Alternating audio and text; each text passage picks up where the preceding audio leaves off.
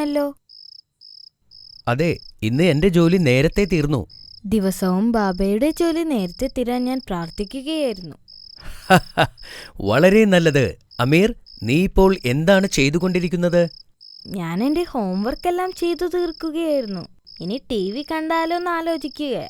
That is good. എന്നാൽ നമുക്ക് ഒരുമിച്ചിരുന്ന് TV കാണാം. വേണ്ട ബാബ, എനിക്ക് TV കാണാൻ വലിയ താല്പര്യമൊന്നുമില്ല.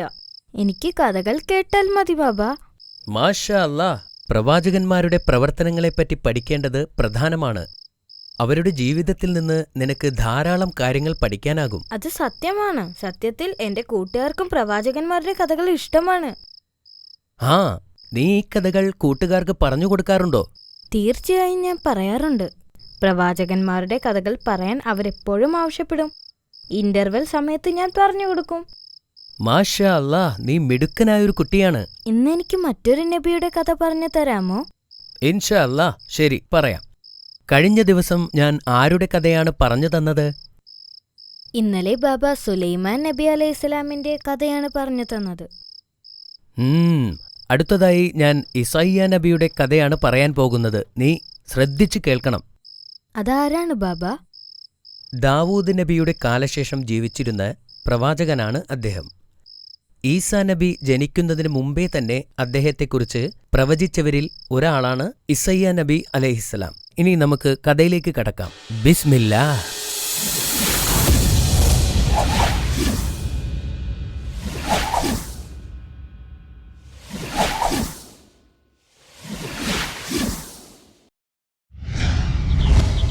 ഹസ്കിയ രാജാവ് ഭരണാധികാരിയായിരുന്ന കാലത്താണ് ഇസയ്യ നബി ജീവിച്ചിരുന്നത്. ഹസ്കിയ ഒരു നല്ല രാജാവായിരുന്നു. അദ്ദേഹം അല്ലാഹുവിൽ വിശ്വസിച്ചിരുന്നു. പ്രവാചകൻ പറയുന്നത് ശ്രദ്ധിക്കുകയും പ്രവാചകനിൽ നിന്ന് ഉപദേശങ്ങൾ സ്വീകരിക്കുകയും ചെയ്തിരുന്നു. നല്ല ഒരു രാജഭരണത്തിന് കീഴിൽ രാജ്യം സമൃദ്ധമാവുകയും ആളുകൾ അദ്ദേഹത്തെ ഇഷ്ടപ്പെടുകയും ചെയ്തിരുന്നു. ഒരു ദിവസം രാജാവ് കാലിന് അസുഖം ബാധിച്ച് കിടപ്പിലായി. ഈ സമയത്താണ് ഞെട്ടിക്കുന്ന ആ വാർത്ത കേട്ടത്. ഒരു ദൂതൻ കൊട്ടാരത്തിൽ ഓടിച്ചെന്ന് വിളിച്ചു പറഞ്ഞു, ബാബിലോണിലെ രാജാവായ സീനാരിബ് നമ്മെ ആക്രമിക്കാൻ വരുന്നു. അത് സത്യമായിരുന്നു. ദുഷ്ടനായ രാജാവ് സീനാരിബ് തന്റെ 6000-ഓളം വരുന്ന സൈന്യവുമായി ഇസ്രായേലിനെ സമീപിക്കുകയായിരുന്നു. ഈ വാർത്ത കേട്ട് രാജാവ് വിഷമിച്ചു. അദ്ദേഹം പ്രവാചകനോട് ചോദിച്ചു, സീനാരിബിനെയും സൈന്യത്തെയും കുറിച്ച് എന്താണ് അല്ലാഹു വെളിപ്പെടുത്തിയത്? അല്ലാഹു ഇതുവരെ ഒന്നും വെളിപ്പെടുത്തിയിട്ടില്ല, പ്രവാചകൻ പറഞ്ഞു. രാജാവ് സങ്കടപ്പെട്ടു. യുദ്ധം ചെയ്യേണ്ടി വന്നാൽ സുഖമില്ലാത്ത കാലുമായി പൊരുതാൻ അദ്ദേഹത്തിന് കഴിയുമായിരുന്നില്ല. ആ രാത്രിയിൽ പ്രവാചകൻ പ്രാർത്ഥിച്ചുകൊണ്ടിരുന്നപ്പോൾ അല്ലാഹുവിൽ നിന്നൊരു വെളിപ്പെടുത്തലുണ്ടായി.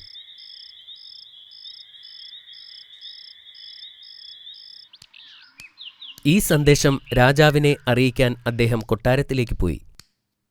ഹസ്കിയയുടെ മരണം അടുത്തിരിക്കുന്നുവെന്നും അതുകൊണ്ട് ഒരു പിൻഗാമിയെ നിയമിക്കണം എന്നും അല്ലാഹു പ്രവാചകനോട് പറഞ്ഞതായി പ്രവാചകൻ രാജാവിനോട് പറഞ്ഞു. പ്രവാചകൻ ഇത് അദ്ദേഹത്തോട് പറഞ്ഞപ്പോൾ രാജാവ് ഖിബലയിലേക്ക് തിരിഞ്ഞു. ആത്മാർത്ഥതയോടെ പ്രാർത്ഥിക്കാൻ തുടങ്ങി. ലോകനാഥനായ അല്ലാഹുവേ, ഞാൻ ചെയ്യുന്നതിനേക്കാൾ നന്നായി നിനക്കറിയാം. എന്റെ രഹസ്യവും പരസ്യവുമെല്ലാം നിന്നോടൊപ്പമാണ് എന്നദ്ദേഹം പ്രാർത്ഥിച്ചു. ഹസ്കിയയുടെ ആത്മാർത്ഥമായ പ്രാർത്ഥന കേട്ടപ്പോൾ അല്ലാഹുവിന് അദ്ദേഹത്തോട് കരുണ തോന്നി. അന്നു രാത്രി പ്രവാചകൻ പ്രാർത്ഥിക്കുമ്പോൾ അല്ലാഹുവിന്റെ സന്ദേശമുണ്ടായി. ഹസ്കിയയുടെ ജീവൻ 15 വർഷത്തേക്ക് കൂടി നീട്ടിയിരിക്കുന്നു. അതിന് അത്തിപ്പഴത്തിന്റെ നീര് രാജാവിന്റെ കാലിലെ മുറിവിൽ തേച്ചു കൊടുക്കണമെന്നാവശ്യപ്പെട്ടു. കൂടാതെ രാജാവിനെ ശത്രുക്കളിൽ നിന്ന് രക്ഷപ്പെടുത്തുമെന്നും അല്ലാഹു വെളിപ്പെടുത്തി. പിറ്റേന്ന് പ്രവാചകൻ ഈ സന്തോഷവാർത്ത അറിയിക്കാൻ രാജാവിന്റെ അടുത്തേക്ക് ഓടിപ്പോയി. ഇത് കേട്ടപ്പോൾ രാജാവിന് ഭയങ്കര സന്തോഷമായി. അല്ലാഹു കൽപ്പിച്ചതുപോലെ രാജാവ് അത്തിപ്പഴത്തിന്റെ നീര് മുറിവിൽ തേച്ചു. എന്തൊരത്ഭുതം! മുറിവുകൾ പെട്ടെന്നു തന്നെ സുഖപ്പെട്ടു. രാജാവിന് ഭയങ്കര സന്തോഷമായി. അദ്ദേഹം നിലത്തിരുന്നുകൊണ്ട് പ്രാർത്ഥിച്ചു, അല്ലാഹുവേ, നീ ക്ലേശിതരുടെ പ്രാർത്ഥനയ്ക്ക് ഉത്തരം നൽകുകയും കരുണ കാണിക്കുകയും ചെയ്യണമേ. പിറ്റേ ദിവസം തന്റെ പടയാളികൾ നിലത്ത് മരിച്ചു കിടക്കുന്നത് കണ്ട് സീനാരിബ് ഞെട്ടിപ്പോയി. പ്രവാചകനോട് വാഗ്ദാനം ചെയ്തതുപോലെ തന്നെ അള്ളാഹു പ്രവർത്തിച്ചിരിക്കുന്നു. രാജാവും അയാളുടെ 5 കൂട്ടാളികളുമൊഴിച്ച് മറ്റൊരാൾ പോലും അവരിൽ ജീവിച്ചിരിപ്പില്ല. ഹസ്കിയ രാജാവ് അവരെ തടവിലാക്കി തന്റെ രാജ്യത്തേക്ക് കൊണ്ടുപോയി. രാജാവ് സീനാരിബിനെയും കൂട്ടാളികളെയും 2 കൈയും പുറകിൽ കെട്ടി തൂണിൽ 70 ദിവസത്തോളം കെട്ടിയിട്ടു.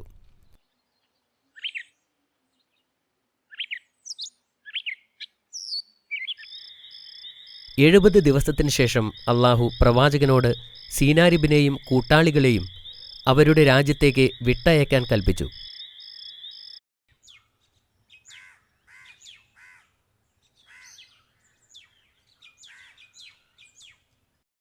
ഈ വിവരം രാജാവിനെ അറിയിച്ചപ്പോൾ ഉടൻ തന്നെ അവരെ വിട്ടയച്ചു.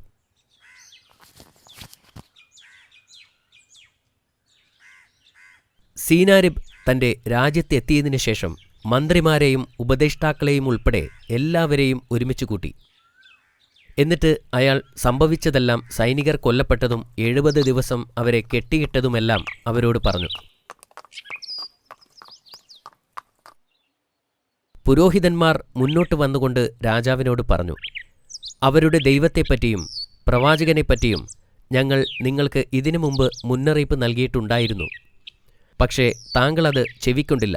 മറ്റൊരാൾ പറഞ്ഞു, ആ രാജ്യത്തെ തോൽപ്പിക്കാൻ ആർക്കും കഴിയില്ല. സീനാരിബ് ഇപ്പോൾ ശരിക്കും ഭയപ്പെട്ടു.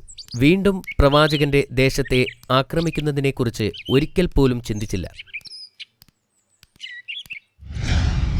മാഷാ അല്ലാ, ഈ കഥ എനിക്ക് വളരെ ഇഷ്ടപ്പെട്ടു. നിനക്ക് ഇഷ്ടപ്പെട്ടതിൽ എനിക്ക് അതിയായ സന്തോഷമുണ്ട്.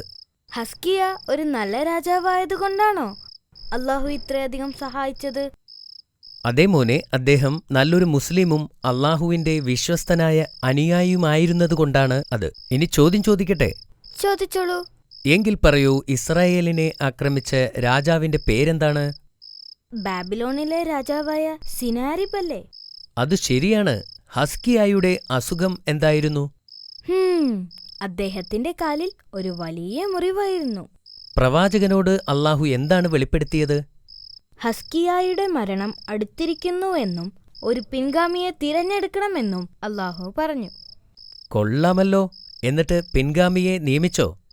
ഇല്ല. ഹസ്കിയ അള്ളാഹുവിനോട് പ്രാർത്ഥിച്ചപ്പോൾ അള്ളാഹു അദ്ദേഹത്തിന്റെ രോഗം സുഖപ്പെടുത്തുകയും ഇനിയും 15 വർഷം കൂടി ജീവിക്കാൻ അനുവദിക്കുകയും ചെയ്തു. സീനാരിബും കൂട്ടാളികളും എങ്ങനെയാണ് ശിക്ഷിക്കപ്പെട്ടത്? അവരെ തൂണിൽ കെട്ടിയിട്ട് 70 ദിവസം പ്രദർശിപ്പിച്ചു. അതിനുശേഷം എന്താണ് സംഭവിച്ചത്? അവരെ ബാബിലോണിലേക്ക് മടക്കി അയച്ചു. സിനാരിബ് വീണ്ടും ഇസ്രായേലിനെ ആക്രമിച്ചോ? ഇല്ല. അവൻ അള്ളാഹുവിനെയും പ്രവാചകനെയും ഭയപ്പെട്ടു. അവൻ ഇസ്രായേലിനെ ആക്രമിച്ചില്ല. മാഷാ അല്ലാ, ഇന്ന് നീ പറഞ്ഞതെല്ലാം ശരിയുത്തരമാണ്. Thank you Baba.